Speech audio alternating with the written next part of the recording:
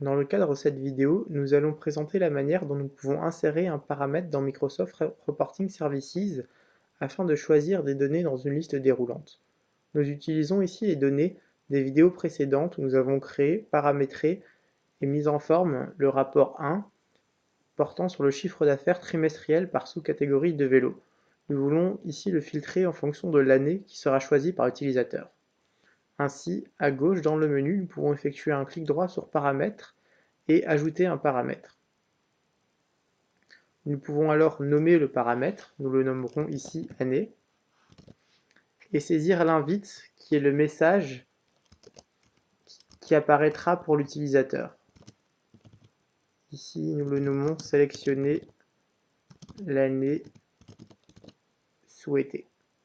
Ensuite, nous choisissons entier en type de données, puisqu'il s'agit d'année, c'est donc un nombre entier. Ensuite, nous allons dans l'onglet valeurs disponibles, où nous pouvons spécifier les valeurs qui seront donc dans la liste déroulante de l'utilisateur en cliquant sur ajouter. Il y a ici une étiquette de données et une valeur. Ici, dans notre base de données, nous avons des données pour les années 2005 à 2008. Ainsi, nous ajoutons les 4 années concernées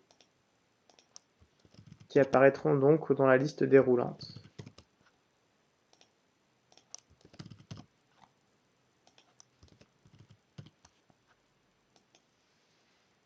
Nous pouvons alors cliquer sur OK pour valider la création de notre paramètre que nous retrouvons à gauche. Nous pouvons ensuite effectuer un clic droit sur notre rapport afin de cliquer sur Propriétés du rapport. Dans Variables, nous pouvons cliquer sur Ajouter afin d'ajouter une variable à notre rapport qui sera donc l'année. Nous ferons varier donc les données du rapport en fonction de l'année choisie. Nous y associons la valeur en cliquant sur la fonction f de x et donc en choisissant la catégorie paramètres et donc en y associant la valeur année, c'est-à-dire le paramètre qui a été créé précédemment. Nous pouvons alors cliquer sur OK. Il s'agit désormais de relier le graphe et la matrice aux paramètres. Ainsi, en cliquant sur la matrice, nous effectuons un clic droit et nous sélectionnons Propriétés du tableau matriciel.